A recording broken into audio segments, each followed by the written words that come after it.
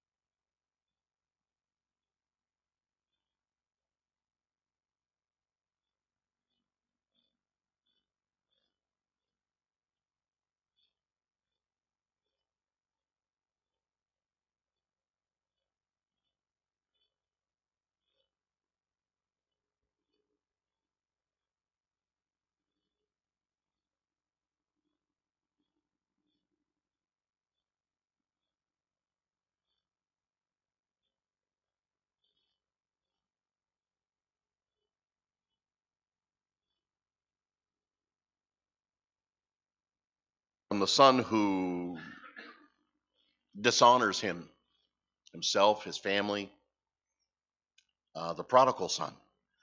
And so we run back to that, and I think, based upon how we see the father in this family react, I made the assumption, and I mentioned this last time, that my opinion is that this is a good family. And in here, I think, are some things that we can see that help with being a good family and things that good families do. Even though we have a very negative situation, and most of us have heard the story in a negative connotation as far as the prodigal son, and even use that as a negative term to label folks. Well, he's the prodigal. But in this case, I'm going to support Dad and the family. I think this is a good family that had some great things going on, and we want to make sure that we capture those great things. So we're going to start in verse 11 and read down through verse 32. If I could get a couple guys to help me read, I would greatly appreciate it. About 5 verses apiece, and then I'll finish up. Brother Dave, why don't you take 11, 12, 13, 14, 15, and 16, and need someone else to help me read. Brother Bill, why don't you take 17 through about, let's call it 22. I can take one more. Brother Randall, why don't you take 23 through 28, and then I'll finish up. Brother Dave, we've prayed, so why don't you go ahead and start us off. He said, a certain man had 2 sons. The younger son said to the father, Father, give me the portion of goods that falls to me. He divided it among his living. Not many days after the younger son gathered all together and took his journey into a far country. There wasted his substance.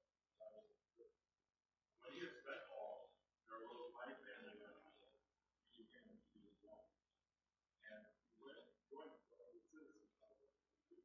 And he sent him to preach to them who would fain have filled his belly with husks, swine, and no man. And when he came to himself, he said, How many hired servants of my father's have bread enough and to spare? And I perish with hunger. I will arise and go to my father, and I'll say to him, Father, I have sinned against heaven and before thee, and am no more worthy to be called thy son. Make me as one of thy hired servants. And he arose and came to his father. When he was yet a great way off, his father saw him and had compassion, and ran and fell on his neck and kissed him. And the son said unto him, Father, I have sinned against heaven and in thy sight, and am no more worthy to be called thy son. But the father said to his servants, Bring forth the best robe and put it on him, and bring a ring on him, put a ring on his hand, and shoes on his feet. And bring hither the fatted calf and kill it, and let us eat and be merry. For this my son was dead and is alive again. He was lost and is found. And they began to be merry. Now the elder son was in the field, and as he came and drew nigh to the house, he heard music and dancing. And he called one of the servants and asked, What is this thing meant? And And he said unto him, Thy brother is come, and thy father hath killed the fatted calf, because he hath received him safe and sound. And he was angry, and would not go in. Therefore came his father out, and entreated him. And he answering said to his father, Lo, these many years do I serve thee, neither transgressed I at any time thy commandment, and yet thou never gavest me a kid, that I may make merry with my friends. But as soon as this thy son was come, which hath devoured thy living with harlots, thou hast killed for him the fatted calf. And he said unto him, Son, thou art ever with me, and all that I have is thine. It was meet that we should make merry, and be glad, for this thy brother was dead, and is alive again, was lost and is found. So here again, we have the story of the prodigal son. You know it. Son comes of age. He fills his wild oats. He asks dad for his inheritance. He runs off to a far land and spends it on what the Bible calls riotous, selfish living. Spends it on harlots and gambling and drinking and all that kind of sordid life that you can imagine that goes with that. And comes to a point where he's out of cash, he's out of money, out of resources, and he's having to work basically the most vile of jobs for what we would consider a Jew, and that is slopping the hogs. And so he's slopping the hogs, and so hungry because he's not eaten, he's willing to consider eating the slop that the pigs are eating. And he comes to himself and he says, What am I doing? The servants in my father's house eat and live better than I do. And so he says, I know. We'll go home and tell dad, I'm sorry. I'm not even worthy to be called your son. Just let me be a servant in your house. So he goes back home, and dad sees him afar off and jumps off the porch and runs down the road, grabs him, kisses him, puts a coat on him, throws a party. Big brother comes home from work in the fields that he's been doing all these years and a little upset, and they have an exchange. And then ends up with this great saying by dad that this thy brother was dead and is alive again, was lost and is now found. What a beautiful passage, a picture of salvation, and for us as Christians. But I think in here, based on what we see dad doing, I really think, and I hope that you'll understand my assumptions here, I really think that this is a great family with good parentage, and I think they did a great job. But there are some things in here that we have to understand. I'm going to kind of rehearse the ones that we've already gone through to catch us up. So I'm going to catch up real quick. Statement number one that I made, and by the way, if you have a piece of paper, you want to take notes, I recommend you take notes, because I'm going to give you some stuff a little bit later that I think you'll find beneficial. You say, well, I don't have any kids at home. Well, maybe you know somebody who does. Or maybe you've got grandkids, or you want to be a help or a blessing to someone. These are all things that you can use to help someone. So, statement number one, good families can have kids that make bad decisions.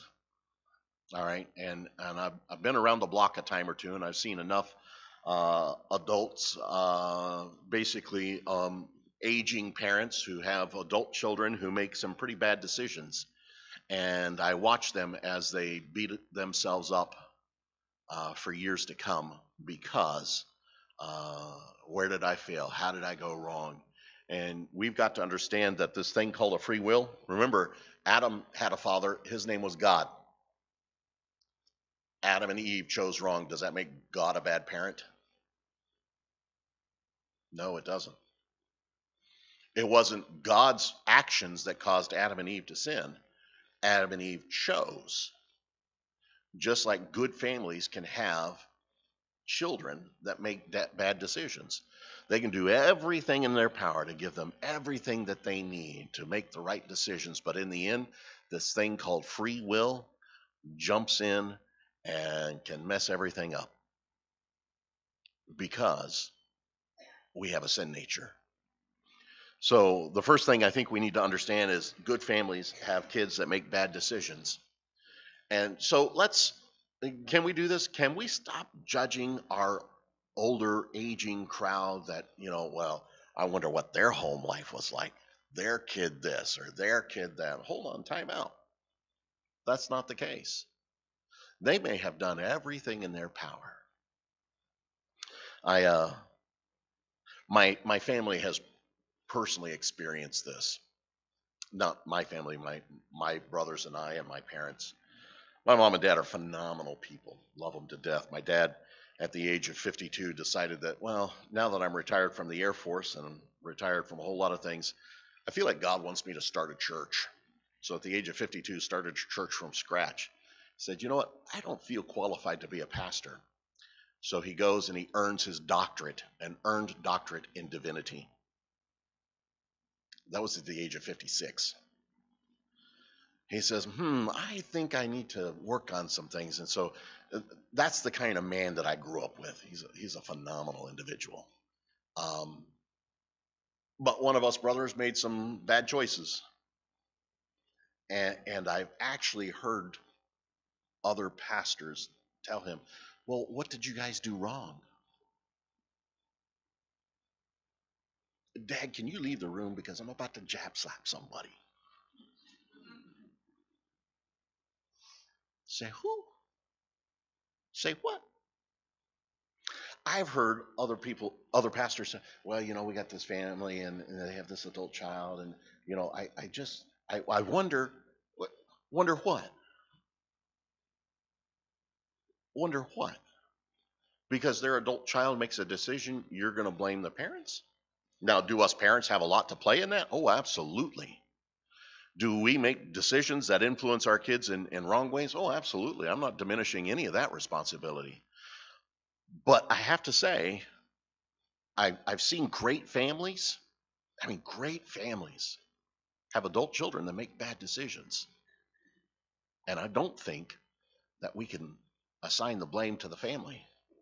We've got to understand that as adult children, we get the opportunity to make our own choices.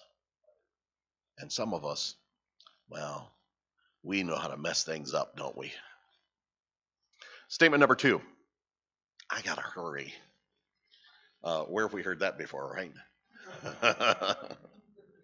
We were at a kindergarten graduation earlier in the week, and I got to watch a number of our kids in the program, and that was a real blessing. But Pastor Allen got up. He's a good friend of mine. He says, well, I know I must be brief, so I'll hurry. And Dave texted me, where have we heard that before?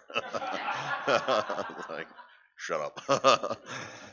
Anyway, so I must hurry because we've got lunch waiting and we want to get through this. Statement number 2. Good families have kids with strife between them. We see the brothers here and they're fighting. I promise you, parents, do everything in your power to keep the strife between your kids at the very minimum. But understand that as adults, they get to make their own choices. And what I hate seeing is good people beat themselves up over decisions their adult children make. And that really shouldn't be the case. Good families allow their adult children to make their own decisions. Wow, how many times have I heard young married couples come by and say, oh, Pastor, I got this problem, but mom, but dad, but mother-in-law, but father-in-law. And it's like, okay, I want to grab the older aging parents and say, mom and dad, they're over 18. They left your home. They're getting married. Leave them alone. Let them make their own decisions. And you say, but they're going to make a wrong decision. Okay, well, did you do everything in your power to teach them ahead of time? Sometimes making them learn from their mistakes is a good way to go. What you need to do is be available for them when they finish. They made a mistake. Yeah. So what are you going to do about it? Well, if they'd have just got, wait, hold on, time out. You're right. They should have just come and talked to me. But acting like that's just going to push them further away. You need to be available for when they realize their mistake. I'm here to talk when you need me. Always an open door in our home. Please come home. Statement number 4. Good families raise their kids for the future. Good families raise their kids for the future. And I like the point in verse 17. It says, and when he came to himself. So the prodigal son, he's off doing his thing. He's being an idiot. He's spending his money on riotous living. He's living however he wants to. But the Bible says when he came to himself, who he really was. And you know what? That was mom and dad have been parenting for the future. I'm training you for one day when you leave the home and you've got to make your own decisions. Boom. What happened? He came to himself. Because mom and dad, listen, here's where we as parents make mistakes with kids at home. We train them and we teach them for right now. No. You train them for the future. You train them for the future. We were at the graduation yesterday, and one of the a relative of one of the families was talking to me, and one of the graduates, and they're like, "Well, you've got some graduating soon too." I was like, "Yep, absolutely." And well, that means you guys are empty nesters then. Absolutely. Well, how does that make you feel? Phenomenal. I'm so excited. And like, it just looked weird at me. Like, well, doesn't that bother you? Not in the least. Not in the least. I said, it's because I love my kids. I said, you know what? I didn't raise them to keep them. I raised them so they can go. I raised them so that one day, everything I've put into them for 18 years comes to fruition and they can achieve the dreams and goals and plans that God has given to them, not me. And I want them to succeed. I want to see what they're going to do.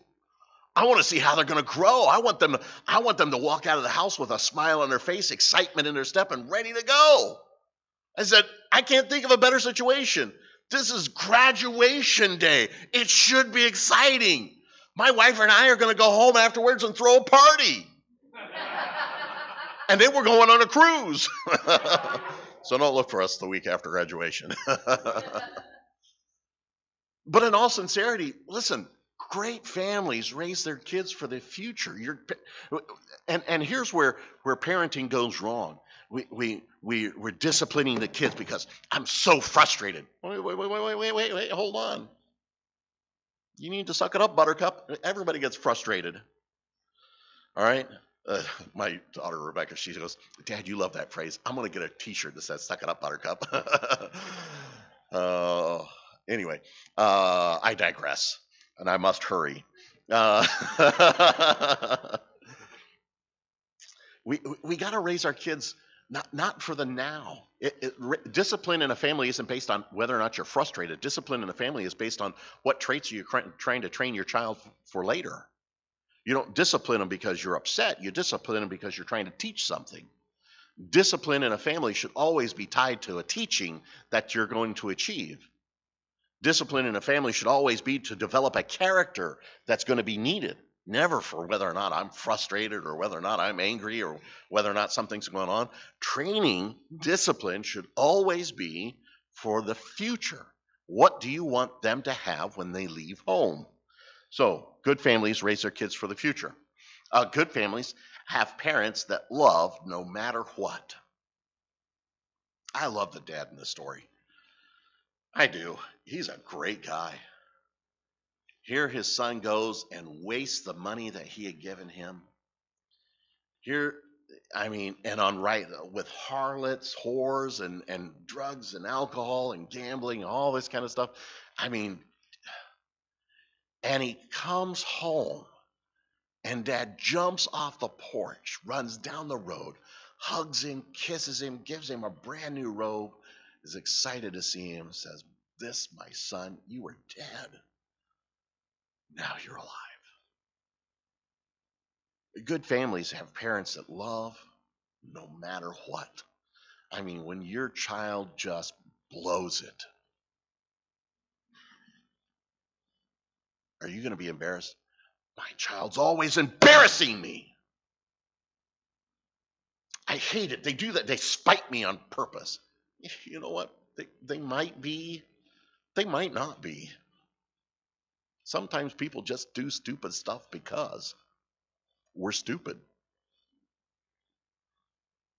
What do you? No. Wait. Hold on. It's not about them. This is about you, Mom and Dad. What are you going to do? And the example is love them. Love them. Listen, dads, I'm going to just hear me out. God uses us to describe his relationship with us. And when we have something that if my child does that, I'll kick them out of the family, I won't love them anymore, just who do you think you are? What kind of picture of God are you demonstrating? Look how many times in the Bible God says, like as a father. It's no wonder so many people in our nation hate God. Because look at the disparaging example of fathers we have in this nation. The abuse, the absence, the anger, the hate. And then we wonder why nobody has a good grasp on God. Hello, it's our fault. Dad, raise your hand, Dad. It's your fault. And if we don't start loving them as God loves us, how are they ever supposed to know the love of God? How are they ever supposed to know how to interact with God? How are they supposed to know what God wants to do for them? It's up to us. Good families have rules. Again, by way of review, verses 22 and 32, I'll not read them for the sake of time. But good families have rules. And if your family doesn't have rules and you have kids at home, you are creating an explosive situation. You need to have rules. Children need rules. I've told you about the 7 rules that my wife and I had. That these are the 7 things that we have corporal punishment for, discipline in our home. In fact, I mentioned it was Don, after this one, he says, one of these days you got to give us your 7 rules because I want to know what they are. I've talked about them several times. So we were talking about it at home after church that night. And so we got to reminiscing, and the kids were like, oh, we remember the rules. We'll tell you about them. So we've been like, and then my wife and I found out some things we didn't know. It's wonderful family moments like that that really keep you close. But yeah, exciting times. No, it was all good. Somehow I was blessed with great children, and I appreciate them greatly. So I did. I wrote down the 7 rules, and I have them. If you want to copy them down, I'll read them to you. So 7 rules that we had at home for disciplining this is corporal punishment. If you don't know what that means spanking. Okay, I said it.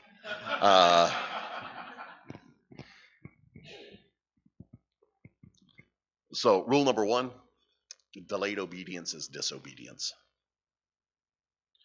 And it boils down to this: if a child cannot respond to a parent's word immediately, it means that they're exercising their own agenda, and it's a demonstration of rebellion. And rebellion is as of the sin of witchcraft, according to Scripture. So I want to help them not be in rebellion, and I want to train them early on that when authority speaks, you listen. You want probably greatest parenting book in the world is the book of Proverbs. And Proverbs talks about that a child who is disciplined is going to be saved. Now, what does that mean? It means that they are yielded to an authority speaking to them, and they're willing to respond. Proper discipline in a home brings children or raises children who are more willing to respond to the Lord. So when the Holy Spirit moves inside of them, now they'll move. So delayed obedience is disobedience, and that would get them 3 swats. Throwing a fit or pouting. We didn't allow that. If we told you no, Thank you, sir. May I have another? Walk away with a smile. Right. Because, again, the opposite reaction, if you tell a child no and they throw a fit, they're exercising their agenda over yours. And they're saying, I don't like what you're telling me. It's not fair. Oh, that would have got you 3 swats at my house. Plain and simple. No. 3 swats. 3 swats. There was a lot of swatting going on at one point.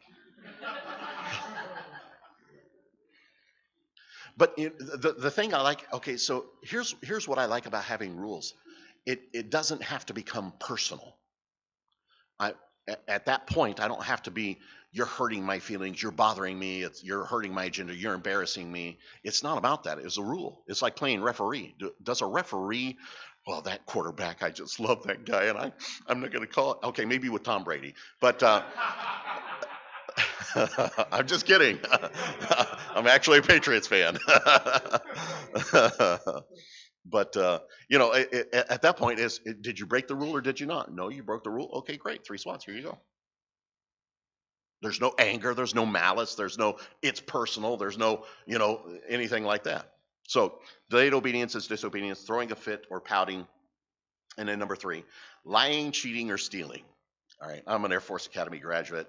We have an honor code. Will not lie, steal, or cheat, nor tolerate among us anyone who does.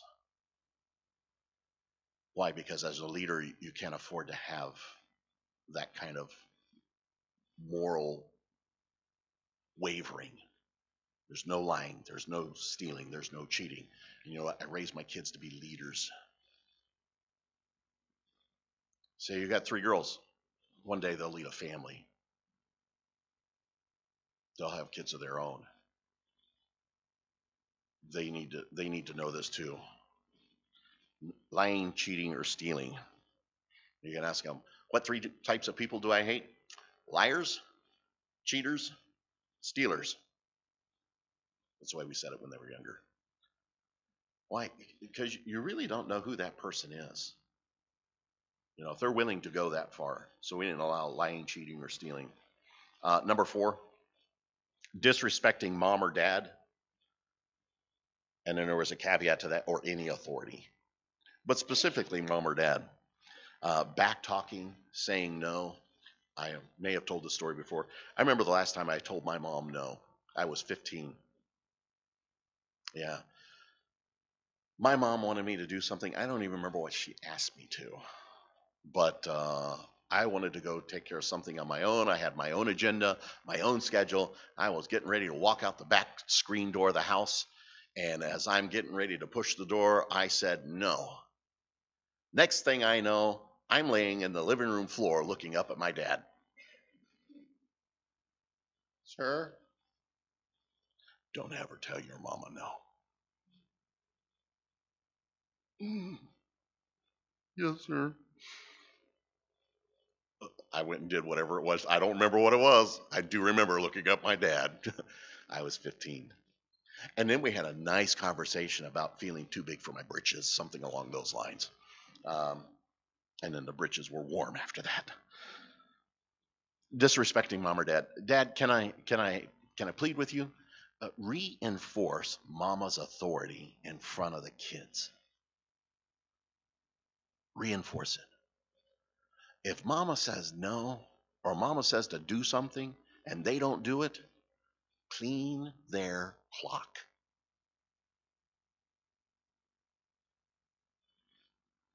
They don't. Hey, listen. There's nothing wrong with the fear of God or the fear of dad. All right. We need dads who are reinforcing moms at home. And I mean, even, I don't care how old they get. So do you do it? Absolutely, in a heartbeat. I mean, even the tone of voice in my house. You said what? Mm-mm. We don't talk to mama like that. That one's going to get you. We need to do that, Dad. back talking or saying no is included in that. So I have 4 so far. Delayed obedience is disobedience, throwing a fit or pouting, lying, cheating, or stealing, disrespecting mom or dad or any authority. Number 5, not respecting others' property. Not respecting others' property. Actually, we added this rule later because of Esther. You ever met one of those people and the reason why there's a rule or a law is because of them? Yeah. See right there. Josiah is such a sweet child. But those two were the dynamic duo when they were about this high, and Esther was always leading that poor boy into sin. I mean to tell you, let's see what this does. One day we catch her and she's trying on mom's contacts, which have now been shredded, and there weren't any replacements in the house. Contacts aren't cheap. You know, poking it on her eyelid and trying to be all grown up. Josiah's just there looking. You want a snack, Josiah? So she goes and breaks in to the cabinet and gets snack. We don't. Yeah, kids don't touch the cabinets unless we give them permission. They have to ask if they want a snack, or they. No, she's breaking out the fruit roll-ups. It's a party. Yeah. I have the mic, you don't. Shut up.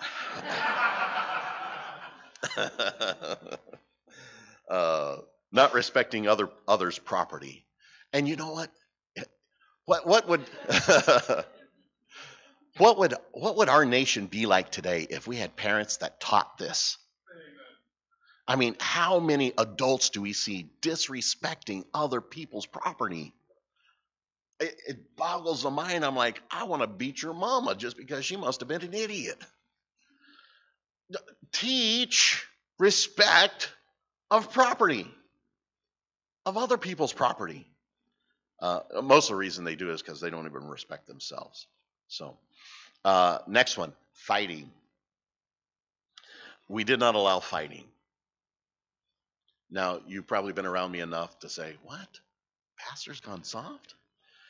I didn't allow anyone starting a fight, but I have always told them, if you get into a fight, make sure you finish it. But don't start it. You start it, you're going to be in trouble with me. You don't finish it, you might also be in trouble with me. But we didn't allow fighting. And then number 7, if they got in trouble at school, they got it when they got home. You know, I'm not all about this. Why is it the teacher's always the one that's wrong nowadays?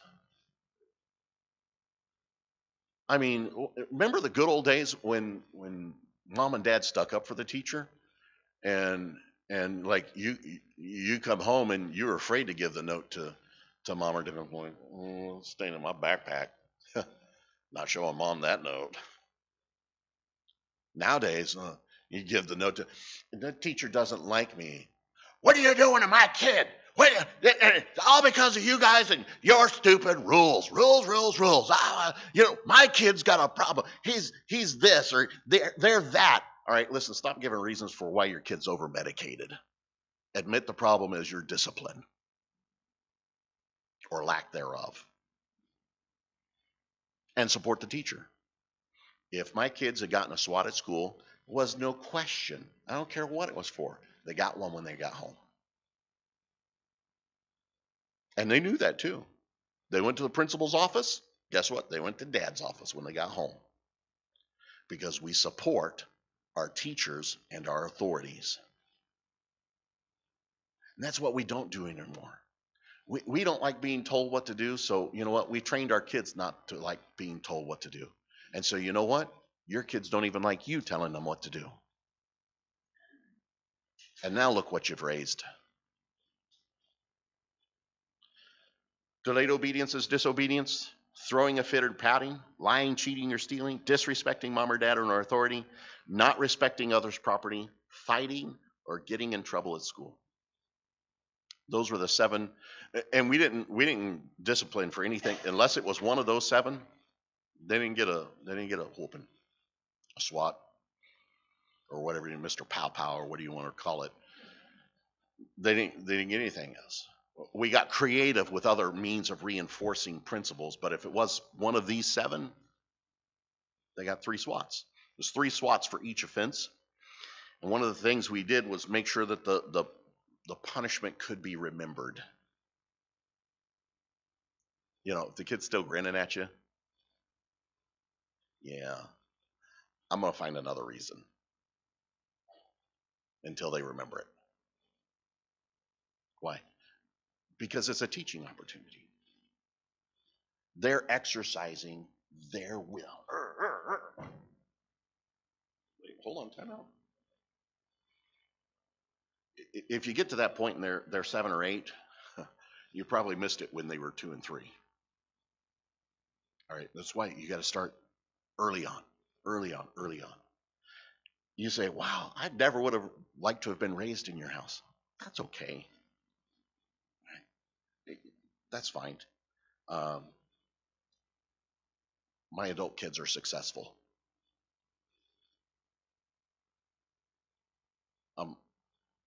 They love life. They're not on drugs. They don't drink. They don't smoke. They're almost done with their degrees. They got jobs. They earn they don't have any student loans. And they're in church. We'll call that a success. I think it's a formula that works. But you know what? We just didn't spank our child. They broke a rule before they ever got a SWAT. Do you know why you're in trouble? If they said no, we explained it. Most of the time, they said yes, because they knew what they had done. The rules were on the refrigerator. They could go pick out which one they wanted.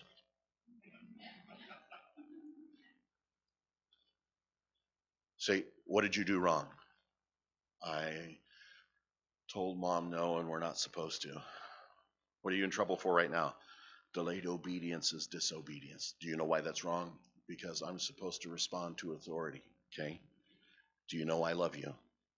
Yes, Daddy, I know you love me. Here's your 3 SWATs.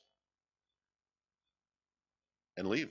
Doesn't have to be angry, doesn't have to be any of that, doesn't have to be personal, doesn't have to be any of that. But they had rules that were reinforced. And they can quote them today.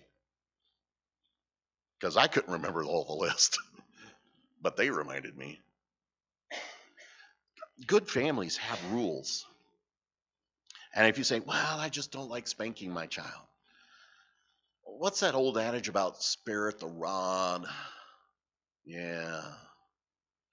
It's actually in Proverbs. Let not thy soul spare for his crying. That's also in Proverbs. You know it's biblical to do this? Oh, he brought the Bible into it. What, truth? No, say it's not so. Now, if I disagree, I've got to tell God, you're wrong. Huh.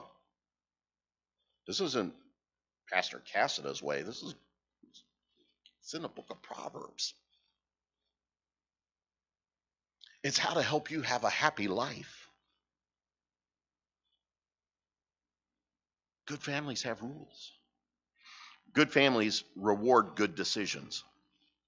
It's just like there's a consequence for a bad decision, there should be consequences for good decisions. I mean, look what the prodigal son does. He comes to himself. He comes back in humility, admits his faults, tells his father, I'm sorry. What does dad do? Gives him a brand new change of clothes and has a big dinner for him. Why? That's big league. Man, somebody humbles themselves and admits they're sorry as an adult to another adult. That's pretty big league. You ought to reward stuff like that. Good families have already forgiven. Dad here, he didn't need, he jumped off that porch and was running. Why? Because that child had been forgiven a long time before that incident ever happened. Mom and dad, you got to decide that today. I'm forgiving you, child, for everything that you're going to do that hurts me. And you know what? They will do stuff that hurts you. But you need to forgive them. Good families, and I think we left off with this, always leave a way back home. I love the fact that here's this son and he is bombed it. I mean, he is messed up. Whores and riotous living and all this kind of stuff. And just, I mean, he's messed up royally. But he felt comfortable going home. Wow. That dad did a phenomenal job. Somebody messes up that bad, somebody you love and respect, and you're gonna, but the prodigal son, he felt comfortable going home. I know, I'll go to my father. He knew there was an open door. He knew. Next one. Good families, number 10, good families embrace humility. Good families embrace humility. Verse 19, the son admits, I'm no more worthy to be called thy son. Make me as one of thy hired servants. Humility. Anytime a child or a person in a family is willing to humble themselves, you ought to stop the presses and recognize that situation and be involved in that. We ought to all embrace humility. That's a big league item there. Good families celebrate relationships. Verse 24. For this my son was dead and is alive again. He was lost and is found, and they begin to be merry. You know, I find that older parents with adult children often don't celebrate the relationship. They celebrate who their child is. My child's a doctor. My child's a lawyer. My child's this. My child's that. Sometimes I want to speak to folks as they're saying all these things. Hey, listen, is that person your son? Is that person your daughter? Because I think you found your joy in who and what they are, or who and what they've become, and not what they are. Your son. Do you know that when you got saved and you became a child of God, you were adopted into the family of God? We now, the Bible says, have the ability to call him Abba, Father. We can call him Dad. And he celebrates the fact that we're his son. We're his children. Let's make sure that as they grow, we don't get wrapped up in those proud moments.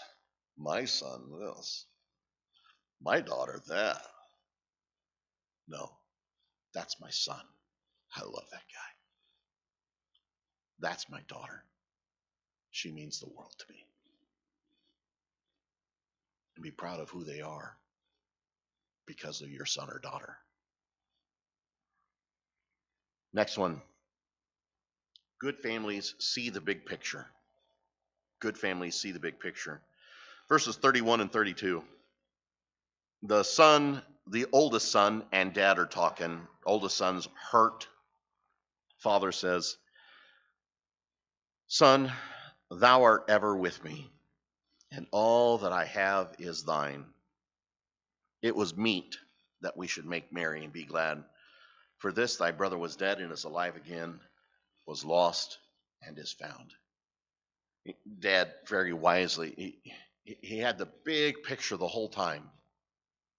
He knew what the younger son, the prodigal, was doing. He knew.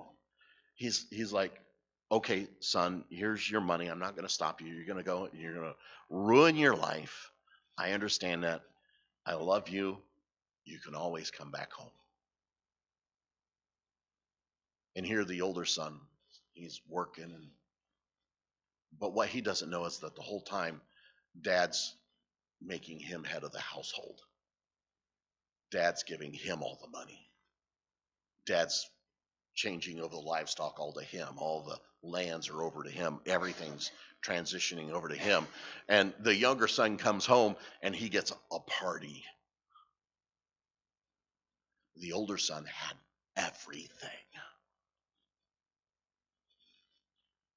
He's like, son, do you want me to throw you a party or do you want everything? I don't know. I kind of like the everything one personally. But see, here's a dad who steps back and he's like, okay, let's take a look at the big picture, son. Let's look at the big picture. And good families look at the big picture. Because you know what, try as you might, can I help you parents for just a second? You cannot treat every child the same. I'm sorry, you just can't, because they're individuals. They react differently, they learn differently, they love differently, and you have to address them at their need and their level. So you can't treat them all the same, but you can love them all the same. And your job is to make sure they feel loved. So in families where, well, so-and-so got this and my dad hated me but loved him, and okay, well, hold on, now that's a problem. And it doesn't have to do with the fact that you treated this one better than this one. Sometimes you got to treat them differently because they receive love differently. They think differently. They're individuals. So you have to interact with them as they are. But you have to convince each and every one of them that you love them for who they are. And that would be the error in the situation. We don't do a good job of divorcing interaction with, admiration. Well, oh, he did more with that one. Well, no, actually, I did more with that one because this person, it really has an acceptance issue. I need to have time.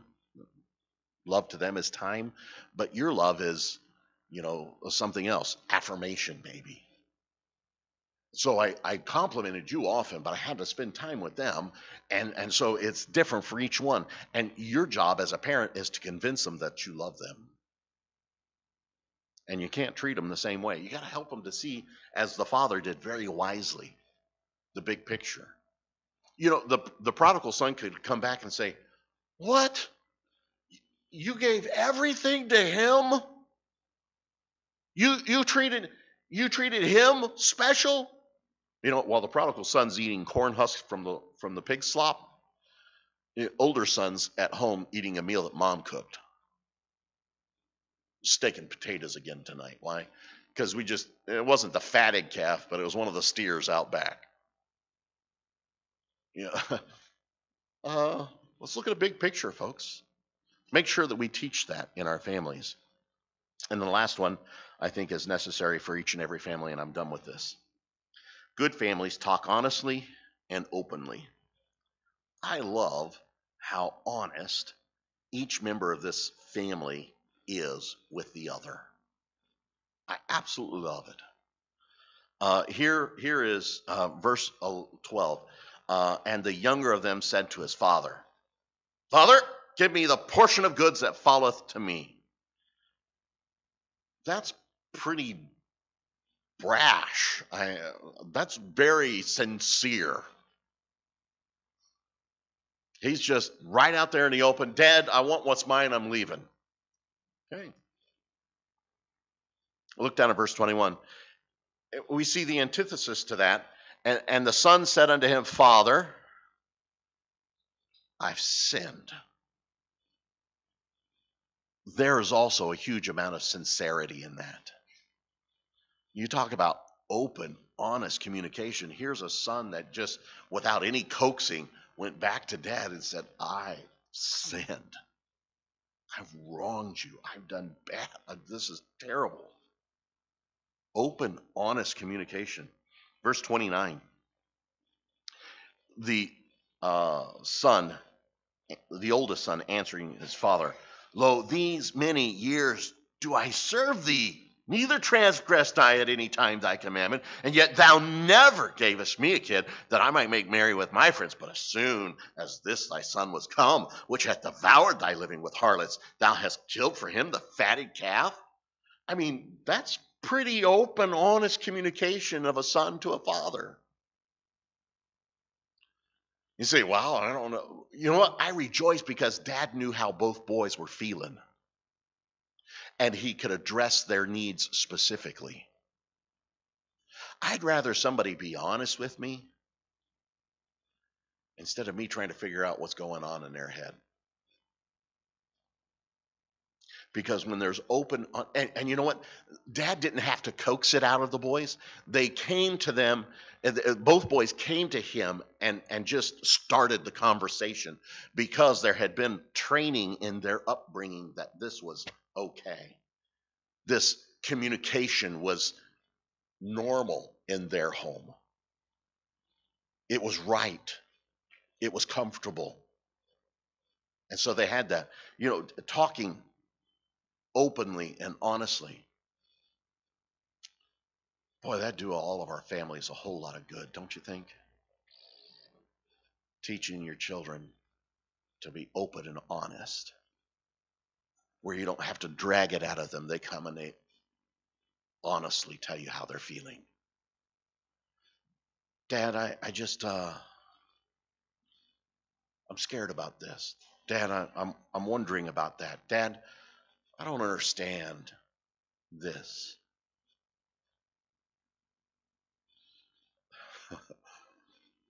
Some open, honest communication. We're driving home from church. Oftentimes we decompress on the way home from church. So what'd you learn in Sunday school?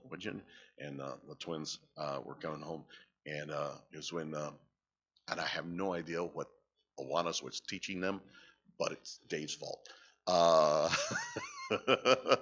No, it's we're getting home, and partway home, Rebecca goes, "Dad, is sex bad?" I'm like, oh, where'd that come from? I'm driving, looking in the rearview mirror, trying to see face and all. I go, actually, that's a great question. Let me answer it for you. It is a great question, and it should be answered. Because you know what? I think we teach our kids a lot of wrong stuff about that. And because of the wrong teaching, they end up making bad decisions. I was grateful for it. Doesn't make me uncomfortable in the least. Why? Because at their age, they probably ought to know. So we were able to explain to them, no, because here's what God intended. And what a great teaching moment. I want my kids always to feel, oh, did you ever tell your kids about the birds and the bees? No, wait, hold on. You know what? Somebody else is going to teach your kids. Open, honest, sincere communication. That's what our families need. They need to feel comfortable asking mom and dad hard questions, bringing tough issues. I love the prodigal family, the story of dad and his two sons, because it teaches us great things about how we as parents, especially parents of adult children, can conduct ourselves, principles to live by. Let's all bow our heads and close our eyes.